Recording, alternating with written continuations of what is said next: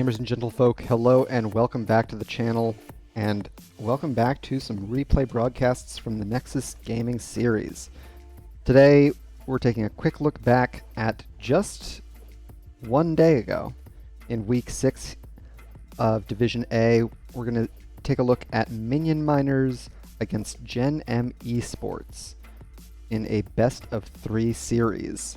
Now, up until last night, I do not know the results from last night's series, but up until last night's series, Minion Miners had not dropped a series.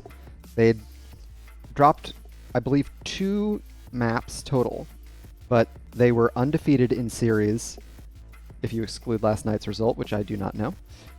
On the other side of the battleground, Gen.M have just as many series wins, but they are 1 game ahead of Minion Miners in their schedule, and they have lost that 1 game. So, last night's series kind of decides which of these 2 teams comes out ahead of the other based on series wins. So it's a very exciting game in that regard here in the middle of the season.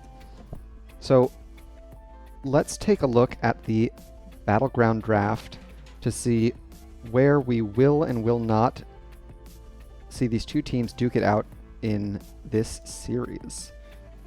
We had bans onto Battlefield of Eternity and Towers of Doom from Minion Miners, with Gen.M Esports banning out Alterac Pass and Cursed Hollow. So we're headed to Infernal Shrines for Game 1 of the series, which is every NGS member's favorite, especially our vocal friends Snarfungus and Limebus. They love it most, I promise. Without further ado, let's get into game number 1 and see how our teams face off against one another. And we can introduce them here. First, on the left in blue, we've got Minion Miners. Himibo on Blaze, Kobo on Junkrat, Bu Ka Ki King on Falstad, Westgra on Lucio, and Marshall playing Imperius. And to the right in red, we've got Gen.M Esports, Infofox on Stitches, Majesty on Dahaka, Psycho playing Sylvanas, Patience on Deckard, and Solian on Tracer. So taking a look at our level 1 talents, we've got a couple different quests, a few different quests in fact. Hungry for More, nope, Savor the Flavor for Stitches, Enhanced Agility for Dahaka, Party Mix for Westgra on the Lucio, and Frequent Flyer for King on the Falstad. Looks like the early wave advantage in mid is going to go over to Gen.M Esports thanks to their 5-hero commitment. We've got Minion Miners spread out a little bit with Marshall getting things started in top lane and Himibo getting the wave moving in bot. Infofox under a lot of pressure here. They're going to pop the Shambling Horror trait and scoot to safety.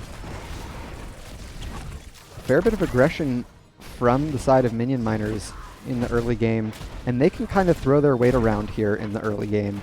Tracer needs a little bit of time to scale up before she's much of a threat. Dahaka, not known for his strength in rotation, much better in those isolated pick-off scenarios. And so with a Lucio particularly to speed them through, Minion Miners could look to get a little aggressive in these rotations.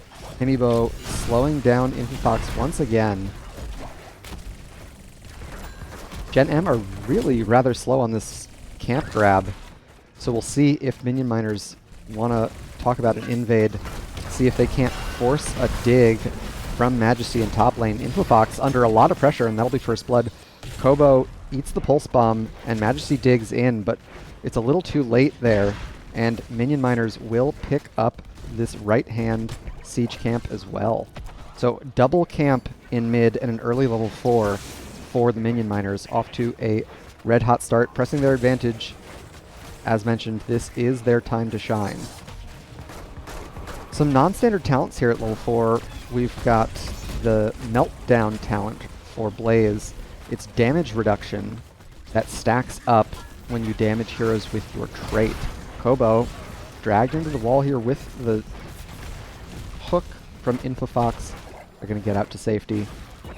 We've got another quest for Lucio. Weska opting for Subwoofer with big potential for additional range on Soundwave's arc.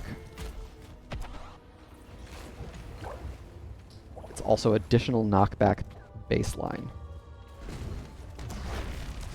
Gen.M have equalized the talent tier, if not the levels, but they're a little slow to this objective. So Minion Miners once again ahead on the map in that regard. Looks like Gen.M is going to play for a little bit more experience. We've got Tracer in bot lane collecting some more experience, with Psycho on the Sylvanas taking care of the Bruiser camp on the right-hand side. It's given Minion Miners the opportunity to get a huge lead here, up to 32 skulls.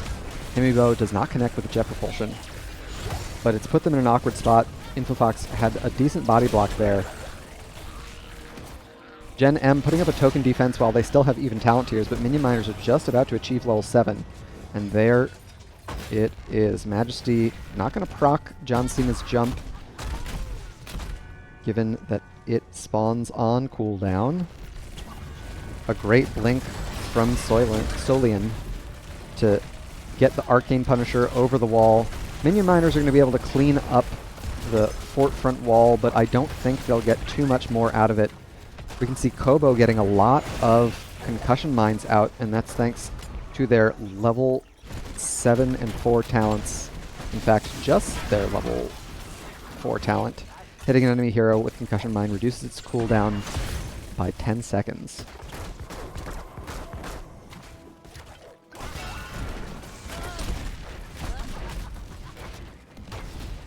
Gen.M, uneven talent tiers. They're going to get busy here on the bot side,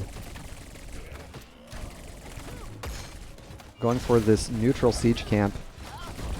Himibo got on the point, but they're going to back off. Kobo could not get the concussion mine off in time, so Gen.M able to equalize a little bit on the experience front. Still down about a level. Lots of minion experience missing. Psycho taking a lot of damage on the top side from King.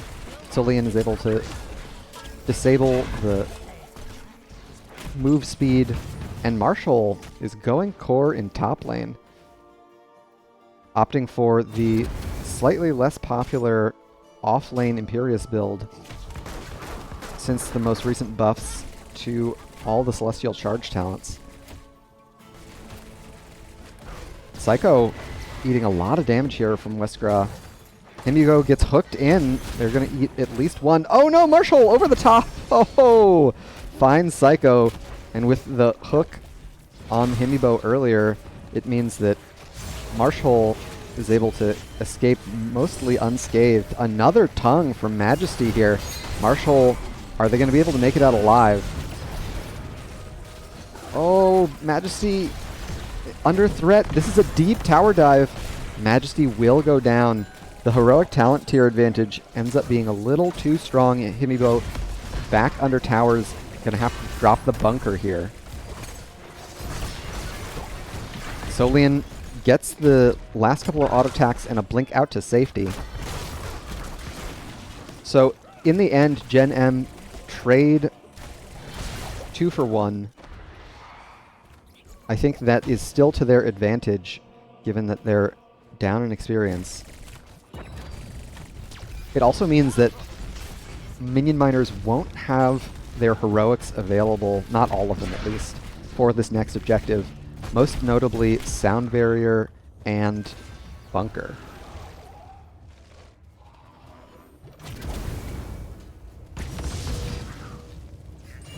Mercenary Queen for Psycho at 4. They catch the Imperius with the mind control, follow it up with the Gorge. Marshall in deep. They've already popped the angelic armaments, and so that's all the survivability they can stand. Kobo eating a lot of damage from Majesty here in the back. But Junkrat is able to escape without too much trouble. Minion Miners, understanding that they're down a hero, can try and apply a little bit more pressure down here to the bottom fort. With a double stacked wave and an auto attack Falstad, I have to assume that this fort is all but done for. Solian makes the rotation down. Tracer not well known for her wave clear, so she's not going to be able to dissuade Minion Miners from taking the next structure. It's a Mortar Punisher here in top lane. Gen.M a little bit slow to start up the objective, only up to 6 stacks on the skulls. And level 13's just around the corner for Minion Miners. They could look to get pretty aggressive here. Solian getting chased down by King on the bot side. Has to gust the Tracer away for safety. We've got 10 skulls to 0. And a slight push advantage in lane for Gen.M. There's the Gorge on to Imperious. Marshall goes in deep with the angelic armaments, and there's a sleep onto 2. Everyone's surviving relatively well, but I don't think Patience is going to make it out alive. The bunker drops. Can Majesty land a solid drag? Not before Psycho goes down. There's the recall from Solian. I don't know if they're going to be able to make it out alive. They had one last blink. Majesty drags the Falstad under towers. Is King able to barrel roll to safety? Majesty perhaps under threat here. Marshall has held the fort aggro as long as possible, and that seals their fate. Mid fort has fallen, top fort has fallen, and of course the bot fort before making the rotation up. Minion Miners really in command with the off-lane Imperious and main tank Blaze. Certainly not the most common composition, but one that Minion Miners look very comfortable on.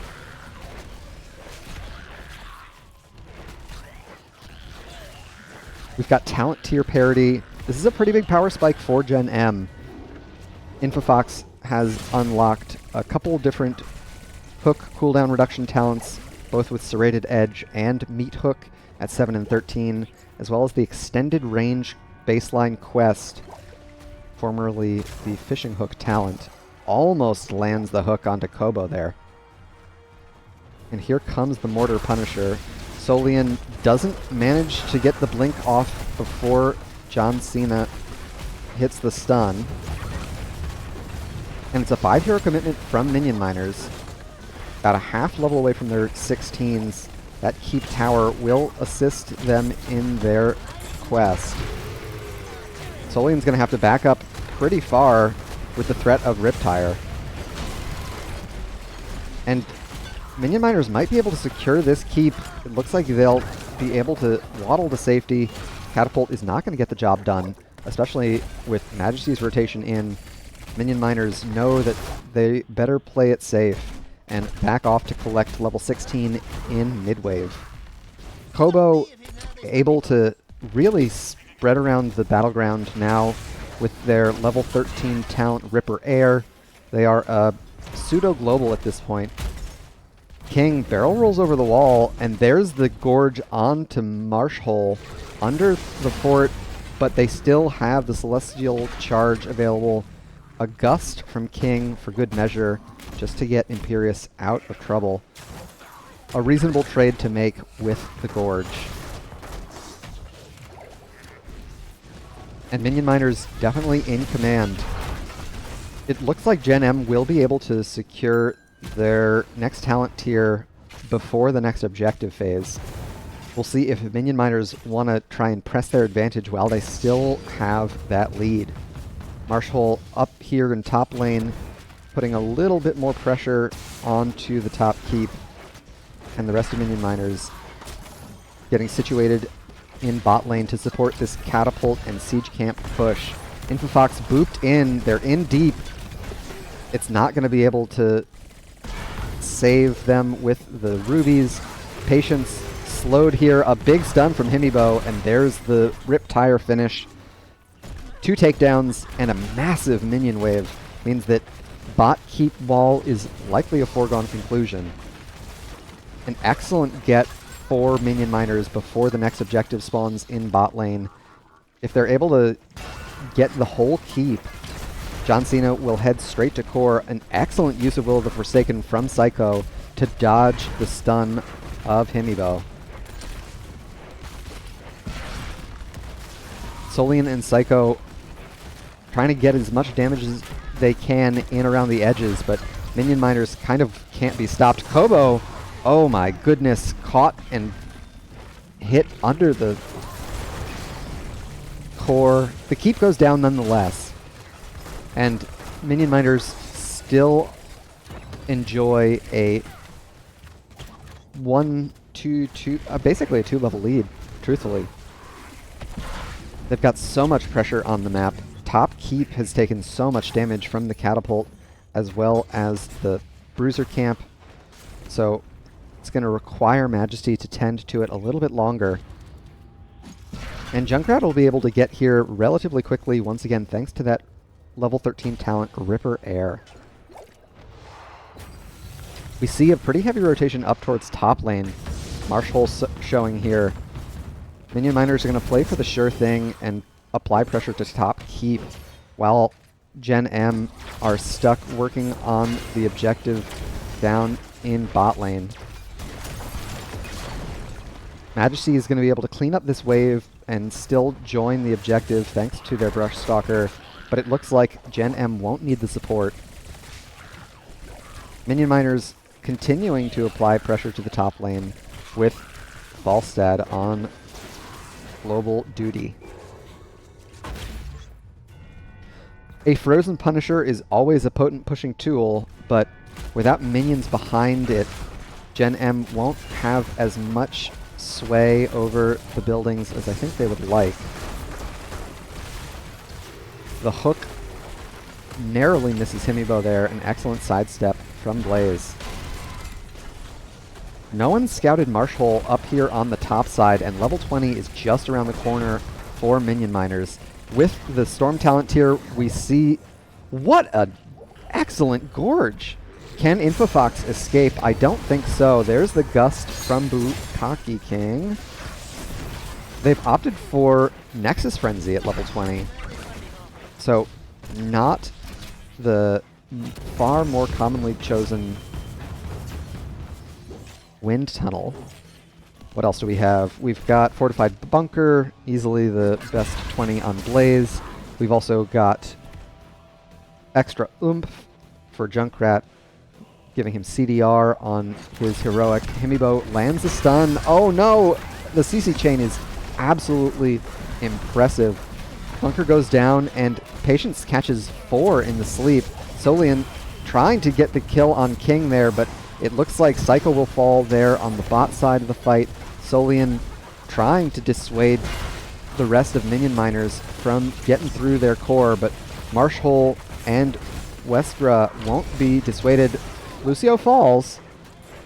KDA kind of ruined there. It doesn't matter, of course. The core will fall, and that'll be game 1 in the history books. Minion miners take it very clean without losing a structure. Well played to the home team. The scaling composition that Gen.M built could have gotten things going if they hadn't lost quite as much there in the early game. Minion miners knew they were advantaged, and so they pressed the issue and took the fight to Gen.M. Losing all the forts before Gorge was online really hurt Gen.M's chances there. And let's take a look at our post-game stats to see how everyone fared. 4 takedowns for Gen.M versus the 12 for minion miners kind of tells a big story. Imperious Marshall topping all the stats, proving all the non-believers wrong on the far less popular Imperious build. It still works You still get a lot of value out of the cleaving auto attacks, as well as the damage reduction, or the damage amplification from Melting Touch at 16. Anything else out of the ordinary? I called it out when I saw it, King opting for Nexus Frenzy at 20 rather than the far more commonly seen Wind Tunnel or the Fly talent. I don't remember what Z20 is called, friends. Either way, the auto attack range and speed, I think given how far ahead they were, it makes a lot of sense. They're able to apply that pressure with their extra stats. I think it was a excellent tech pick. So there you have it. Himibo, thanks for the follow. Appreciate you joining us. And let's take a look at our Battleground draft and see where we'll head for game number 2 in the series.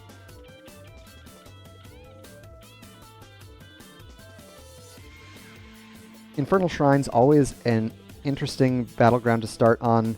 A lot of people think of it as one of the more neutral battlegrounds that allows you to kind of feel out your opponent, see how they're feeling insofar as teamfight focused or macro focused, as both strategies are viable. Looks like we're headed to Volskaya Foundry for game 2.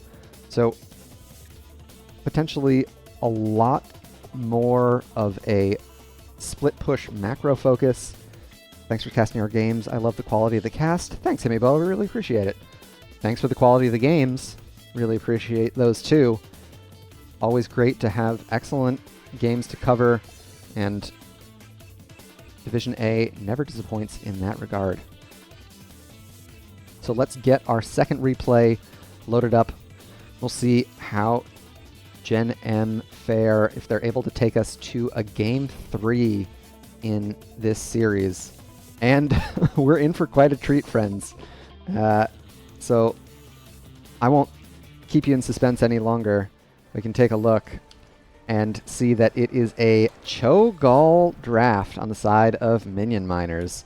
We've got Bukaki King on Gall, Marshall on Sonya, Himibo playing Cho, Kobo on Li Ming, and Westgra on Brightwing. So Him King going to be a potent force. We'll see how Gen.M deals with it. We've got Infofox on Johanna, Psycho on Junkrat, Patience playing Rhaegar, Majesty on Leoric, and Solian on Tychus. So a lot of percent damage online for Gen.M from the get-go with both Leoric and Tychus. We've got the extra auto attack range for Tychus at level 1. Press the advantage. Anything else out of the ordinary? Blow him up. All right. 25% damage boost with basic attacks and abilities for 6 seconds.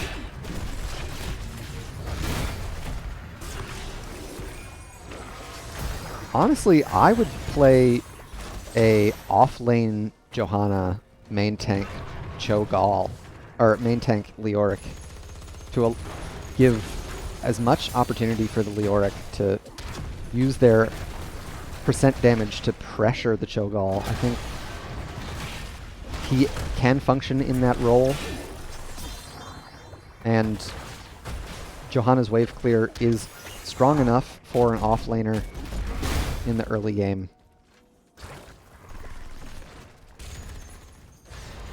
A little bit of a non-standard level 1 from Infofox, opting for Laws of Hope rather than the far more commonly seen Double Blind E1 talent.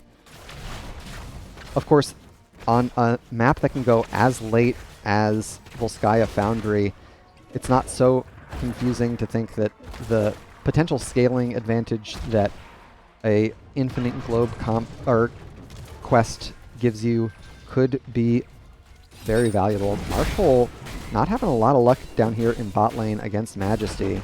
It'll draw a phase shift from Westgra, and Majesty's going to have to back up and tap. Gen.M know that they've got the advantage as far as number of bodies on the battleground. So they're going to try and pull minion miners all over the place, applying pressure with the Merc camp, frees them up to get the healing biotic emitter for free, in essence. A full slam build for Sonya. What else do we have? Power Hungry at level 1 for Kobo, paired with Triumvirate at level 4. Dread Rising. So we are going to see the Dread Orb build for King. Definitely the common go-to for Gaul players the world over. And a late game scaling monster like Cho'Gall, never a bad pick on a battleground that has a little bit of trouble with its objective scaling.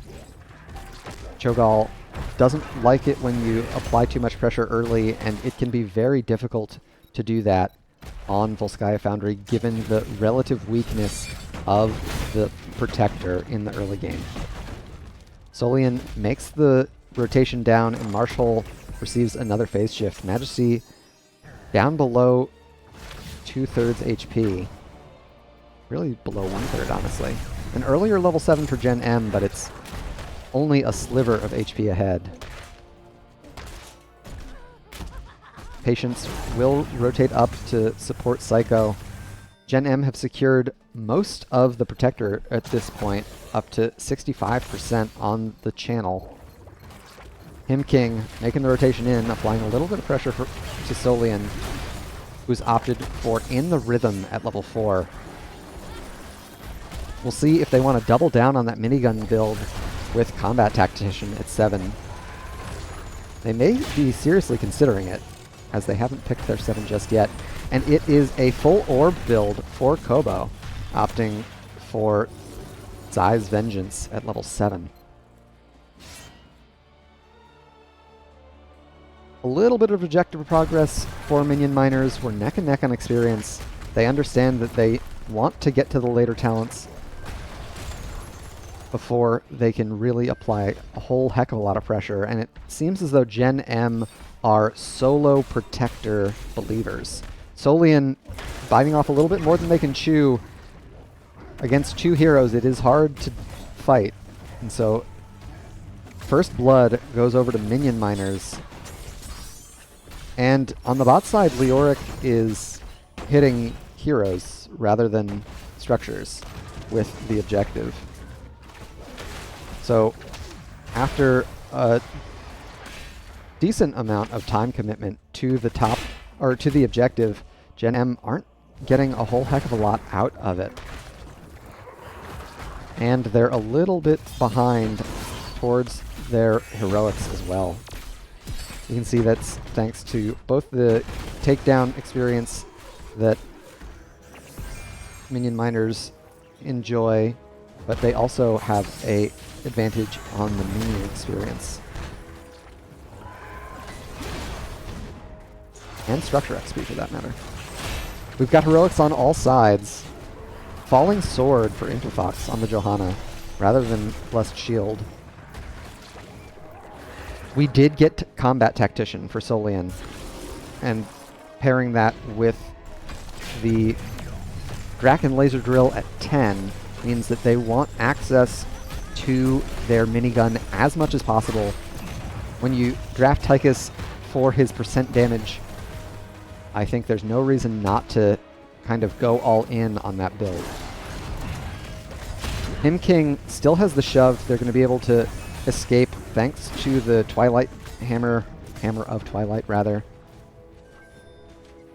We've also got Shifting Nether, Leap, Wave of Force, and Blink Heal on the other side. We already called out Falling Sword, but we've also got Riptire, Ancestral Healing, and Entomb, with, of course, the Draken Laser Drill, as mentioned.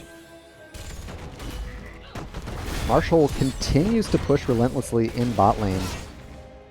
We've got pings going around in the middle of the battleground. But without Majesty's presence, Gen.M don't have much of a engagement threat. Him King and friends can kind of throw their weight around without the threat of Entomb. They're going to do just that, supporting what's left of their siege camp, perhaps finding a rotation. Oh no, a solo kill in bot lane. Marshall takes down Majesty and gets the rotation in from Westgraf. That is not going to help Gen.M close the gap on the experience. Minion Miners definitely looking polished on their heroes. Majesty getting a lot of trait value. They've responded very quickly.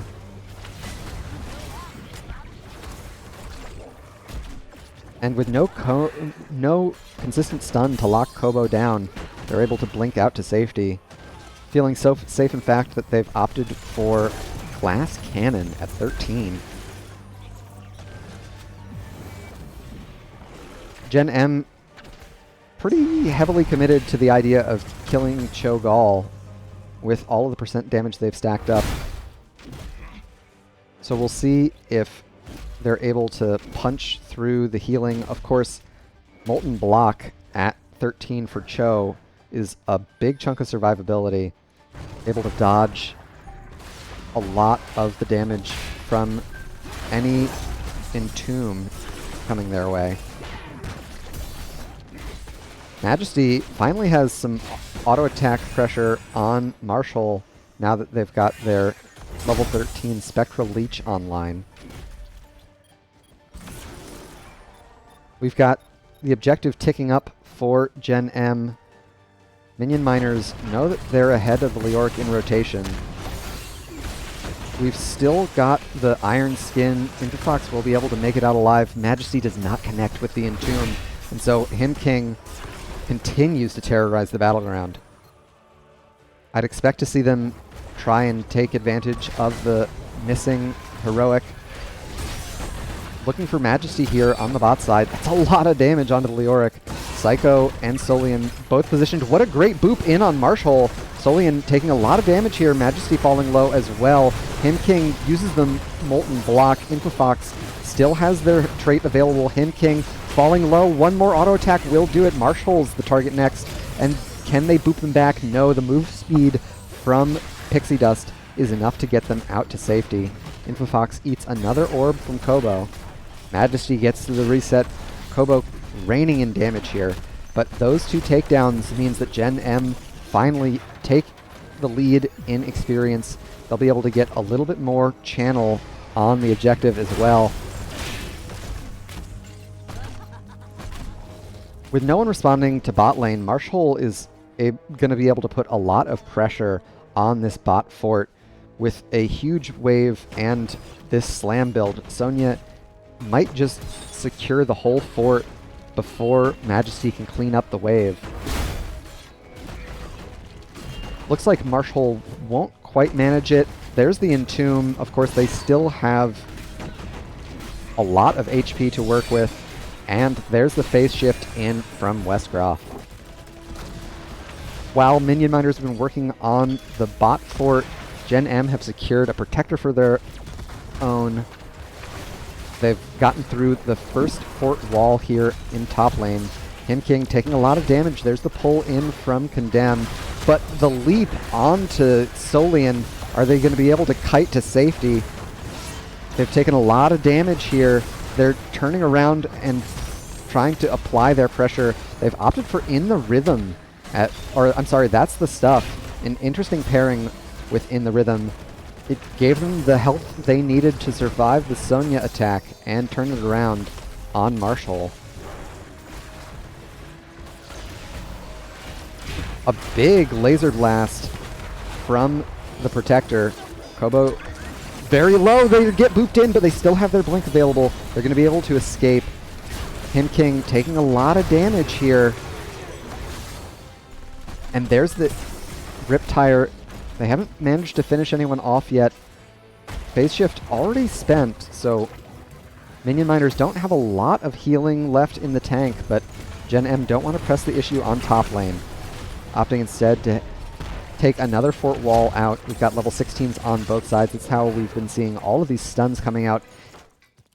King getting Leaden Orb at 16 is a true menace. Other important 16 talents, we've got Majesty picking up their auto attack speed scaling with Mithril Mace. Infinite nades for Psycho. So a lot of cooldown reduction every time they connect their frag launcher. What else? What else? Interesting choice. Frenzied Fists. Ah, no, that is exactly what I thought it was. The heal is like on 7. Q7, I believe, which is a pretty weird talent. But the auto attack speed pairs very well with Seared Flesh at level 4. Basic attacks on consecutive heroes dealing bonus damage. There's the phase shift. In onto Him King, so no burst healing available. Infofox gets onto Him King. Majesty comes in, but a great boop from Kobo means that Majesty's going to have to back up, eating a lot of damage from Him King. I like how much we've been seeing the trading of the Cho'Gall trait. There's a great leap in! Oh no, the Ancestral is timely. Are they going to turn it around on Marshhole? They do. And Solian drops the Draken Laser Drill. They'll play for the Biotic Emitter. Kobo trying to throw a little bit of damage at Majesty here in mid lane. We'll see how Gen.M want to press the advantage while they have this power play.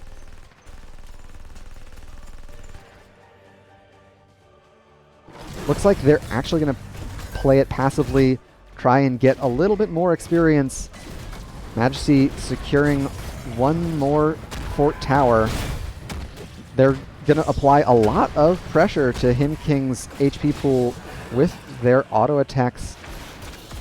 Spectral Leech is no joke, especially with 70 stacks on Mithril Mace. And with a heavy commitment to bot lane by Minion Miners, Gen.M are going to take their Q and push in top lane and secure the first fort of the game at 14 minutes and 30 seconds or so.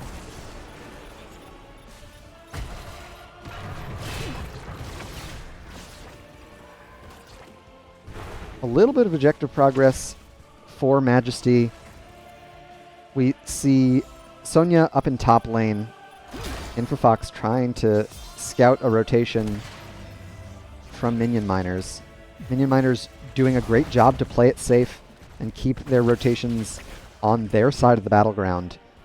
They know that the storm talents that Gen.M have at their disposal are potent indeed.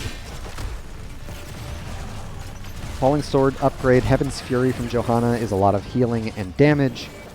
Extra oomph from Psycho. Oh, they eat a full growth orb from Kobo. That's with the level 16 Arcane Orbit. Mid fort will fall, as will top. Minion Miners secure 2 structures while Gen.M work on the objective in bot lane. Him King mounts up and is going to head out while Marshhole likely hearths. No, they didn't end up having to. Objective secure. Kobo is going to be able to get a lot of orb resets on the Protector. And of course, with Leoric in the Protector, they won't have access to their most potent tool to controlling the Cho'Gall. Infofox draws the fort aggro. And Sonya, Marshhole going core in top lane. There's the double hero commitment to the Protector.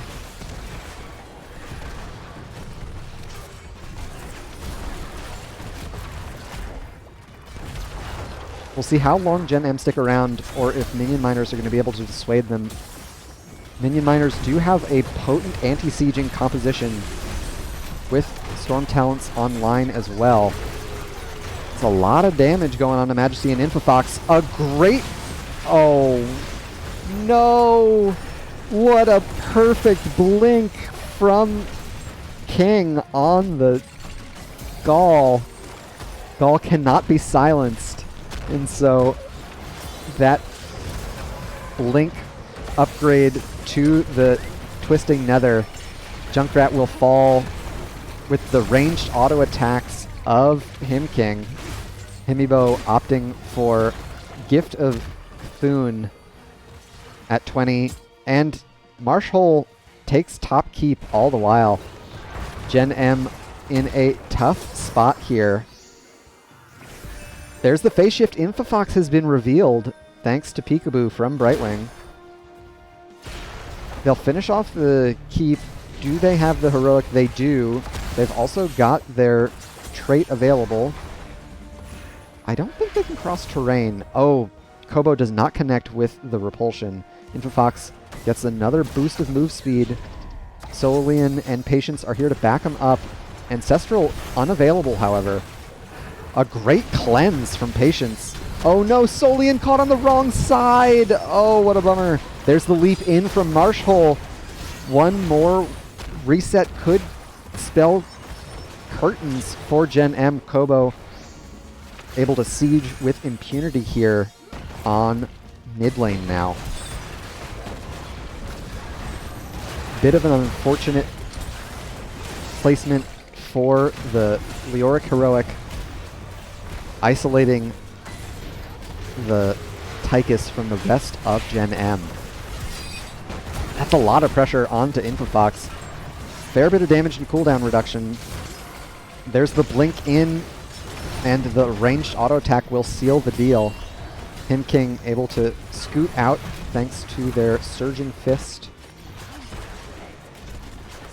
And mid-keep, likely the next structure to fall.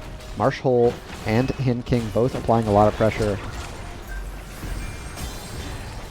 Oh, Majesty narrowly misses the Entomb again.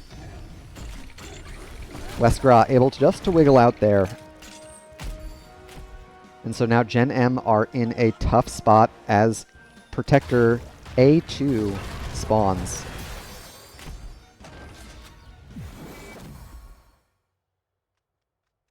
Cho'Gall has officially scaled. They're in the late game, and they're going to be an absolute menace for Junkrat and Tychus.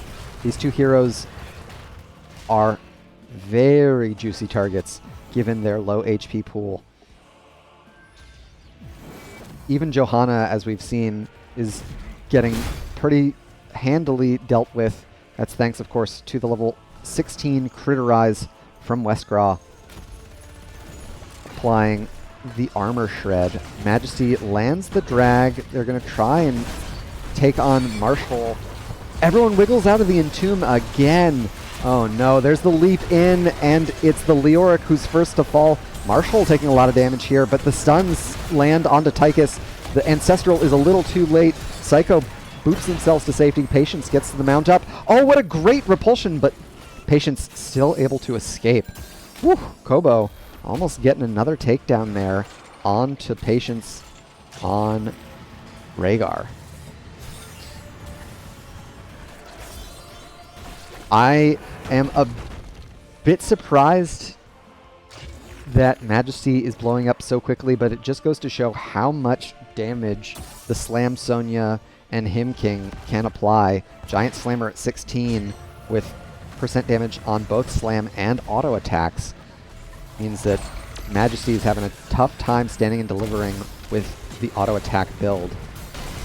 And we see another one of the most fun interactions of Cho'Gall. Gall is still able to use their spells despite Cho's presence in the Protector. Farseer's Blessing used on Patience, so their big burst heal is missing now. Keep shields are already gone, and an final 50%. I doubt Gen.M are going to survive this one. There's the Molten Block and the Blink. Himibo on Cho ends up closing it out with King on the Gall. An excellent series from our home team. So let's head back out. A Cho'Gall draft, a late game map, It's hard to go wrong. Minion miners looking very comfortable there. And with no threat on Kobo, they were able to get a whole heck of a lot of damage done with the orb build Li Ming. Let's see how much by checking out our post-game stats and builds. 74,000 damage on Kobo. Of course, Himibo and Marshhole both close behind with 71 and 70k themselves, nearly 72 for Himibo. On the other side, Solian able to apply a lot of pressure with their auto attacks, but the takedowns were hard to come by. Marshall fell twice and Him King once, but outside of that, Westgraw and Kobo more or less unperturbed. Taking a look at our talents once more, we had both auto attacks on Tychus and Leoric with In the Rhythm, Combat Tactician, and Sizzling attacks for Tychus, whereas Leoric has both Spectral Leech and Mithril Mace. Patience brought a little bit more CC at 16 with Earth Grasp Totem, but it wasn't enough to stop the Cho'Gall. Between Cho's Surging Fist, Gall's Shove, and at 20, the Shifting Nether upgrade to Twisting Nether. A big counter to the Silence Entomb from Majesty, and a strong 2-0 from the home team. GG and well played to them. We'll keep that up. And head to our post-series. Oh no. Why aren't the scores updating? Silly me. There we go. 2-0 to Minion Miners. It was a clean showing from them, Minion Miners. Actually, can we take a look at the standings? Oh no. We'll do this. Oh no. We'll do this. Oh no, friends. Alright. Surely that fixes it. I've ruined everything. Give me 2 seconds, friends.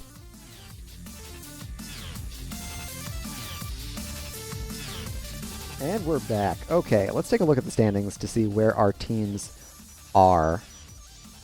Yeah, Minion Miners at the top. Just narrowly ahead of Start Slow Then Taper Off with some tie-breaking metric that I'm unaware of by just looking at the stats, but Gen.M not too far behind with 15 points. Looking like a very competitive top of the division. And then we'll head here, and then we'll look at stats one more time, because I don't have these transitions well ironed out. There we go. Okay. Post-show, what can we say? Minion Miners look good when they're team fighting, look good when they're macroing, and look good on some heroes that we aren't so common or aren't so familiar with seeing. Cho'Gall looked great. The offlane Imperius also strong.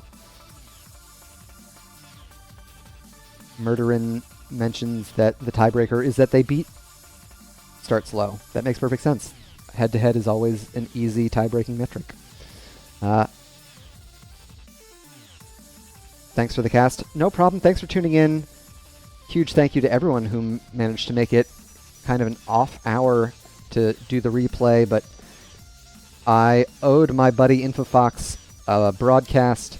Hopefully I'll be able to catch some more of these games live as the season progresses. I had a somewhat slow start to my broadcasting season, so I'm trying to get back in the swing of things. We'll do a couple more shout-outs before I sign off here. A big thank you to everyone who tuned in, to the NGS staff. They're all volunteers, and so it is excellent that they give their time so that we can participate in this league. And last but not least, a huge thank you to all of the artists, programmers, and musicians I feature here on the stream. It wouldn't look or sound anywhere near as good without their contributions. You can find links to all of their work below or coming up here in the credits. please do go check them out. All of the material is open source or Creative Commons licensed. So if there's something you've seen or heard, it could be in your next project as well. Until next time, friends, good luck and have fun out there.